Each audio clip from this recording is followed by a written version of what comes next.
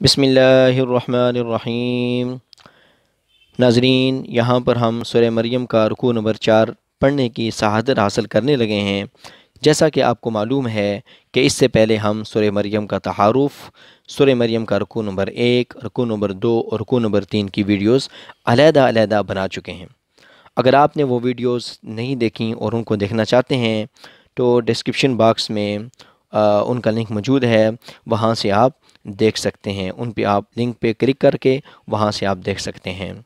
تو چلیں آئیے شروع کرتے ہیں رکوع نمبر 3۔ رکوع شروع کرنے سے پہلے آپ سے گزارش ہے کہ اگر آپ نے ابھی تک ہمارے چینل کو سبسکرائب نہیں کیا تو جلدی سے ہمارے چینل کو سبسکرائب کر دیں تاکہ ہر نئی آنے والی ویڈیو آپ تک بآسانی پہنچ سکے۔ وَاذْكُرْ فِي الْكِتَابِ مُوسَىٰ، اور آپ اس کتاب میں موسیٰ علیہ السلام کا ذکر بھی کیجئے۔ إِنَّهُ كَانَ مُخْلَصًا وَكَانَ رَسُولًا نَبِيًّا، بے شک وہ خاص بندے تھے اور اللہ کے رسول اور نبی تھے۔ وَنَادَيْنَاهُ مِن جَانِبِ الطُّورِ الْأَيْمَنِ، اور ہم نے ان کو پکارا طور پہاڑ کے دائیں جانب سے۔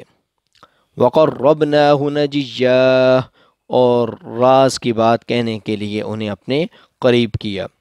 وَوَهَبْنَا لَهُ مِن رَحْمَتِنَا، اور ہم نے انہیں اپنی رحمت سے ان کے بھائی ہارون علیہ السلام کو نبی بنا دیا۔ وَاذْكُرْ فِي الْكِتَابِ إِسْمَاعِيلَ، اور آپ اس کتاب میں اسماعیل علیہ السلام کا ذکر بھی کیجئے۔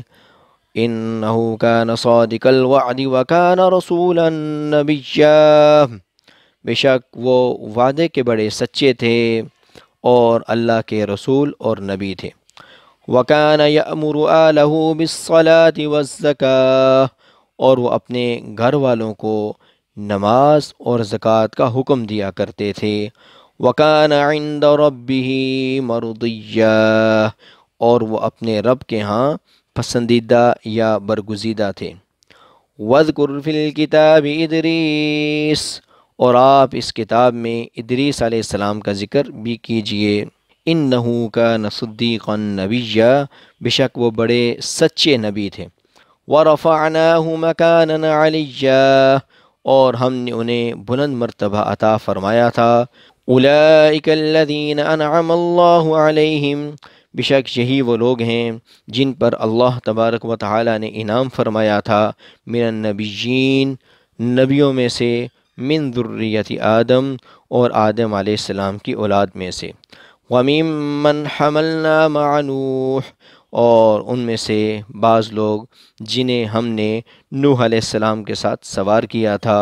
وَمِن ذُرِّيَّةِ إِبْرَاهِيمَ وَإِسْرَائِيلَ، اور اسی طرح ابراہیم علیہ السلام کی اولاد میں سے، اور اسرائیل اصل میں یعقوب علیہ السلام کا لقب ہے۔ یہ یہاں پر لکھا بھی ہے کہ اسرائیل حضرت یعقوب علیہ السلام کا لقب ہے۔ تو ان میں سے وَمِمَّنْ هَدَيْنَا وَاجْتَبَيْنَا، اور ان میں سے جنہیں ہم نے ہدایت دی اور ہم نے پسند فرمایا۔ اِذَا تُتْلَى عَلَيْهِمْ آيَاتُ الرَّحْمَنِ، جب ان پر رحمان کی آیات پڑھی جاتی ہیں۔ خَرُّوا سُجَّدًا وَبُكِيًّا، تو وہ سجدہ کرتے ہیں اور روتے ہوئے گر جاتے ہیں، یعنی اللہ تبارک و تعالیٰ کے حکم کے سامنے جھک جاتے ہیں۔ فَخَلَفَ مِن بَعْدِهِمْ خَلْفٌ، چنانچہ ان کے بعد ان کے ناخلف اور نافرمان جانشین ہوئے۔ اضاعوا الصلاة، جنہوں نے نماز کو ضائع کیا۔ واتبعوا الشہوات، اور اپنی نفسانی خواہشات کی پیروی کی۔ فسوف یلقون غیا، تو ان قریب گمراہی کے انجام سے دوچار ہوں گے۔ الا من تاب وآمن وعمل صالحا، مگر وہ لوگ جنہوں نے توبہ کی، وآمن، اور ایمان لے کر آئے، وعمل صالحا، اور نیک اعمال کیے۔ فاولئک یدخلون الجنہ، تو یہی وہ لوگ ہیں جو جنت میں داخل ہوں گے۔ ولا یظلمون شیئا، اور ان پر کسی قسم کا کوئی ظلم نہیں کیا جائے گا۔ جنات عدن التی وعد الرحمن، ہمیشہ رہنے والے باغات ہیں۔ التی وعد الرحمن، جن کا رحمان نے وعدہ کیا ہے، عبادہ، اپنے بندوں سے، بالغیبی، بن دیکھے۔ إِنَّهُ كَانَ وَعْدُهُ مَأْتِيًّا، بے شک اللہ کا وعدہ پورا ہونے والا ہے۔ لا يسمعون فيها لغوا، اس جنت کے اندر وہ کوئی بری بات یا بیکار بات نہیں سنیں گے، الا سلاما، مگر صرف سلام سنیں گے۔ وَلَهُمْ رِزْقُهُمْ فِيهَا بُكْرَةً وَعَشِيًّا، اور ان کے لیے اس جنت میں رزق ہوگا صبح و شام۔ تِلْكَ الْجَنَّةُ الَّتِي نُورِثُ، یہی وہ جنت ہے جس کا ہم وارث بنائیں گے، من عبادنا، اپنے بندوں میں سے، من کان تقیّا، جو پرہیزگار ہوں گے، یعنی اللہ تبارک و تعالیٰ کی جو فرما برداری کرنے والے ہوں گے تو جنت کے وارث اور جنت کے مکین وہ لوگ بنیں گے۔ وَمَا نَتَنَزَّلُ إِلَّا بِأَمْرِ رَبِّكَ، اور ہم جو فرشتے ہیں یہ آپ کے رب کے حکم کے بغیر نہیں اترتے، یعنی جو فرشتے ہیں اللہ تبارک و تعالیٰ کا حکم ہوتا ہے تو یہ آتے ہیں اور اترتے ہیں۔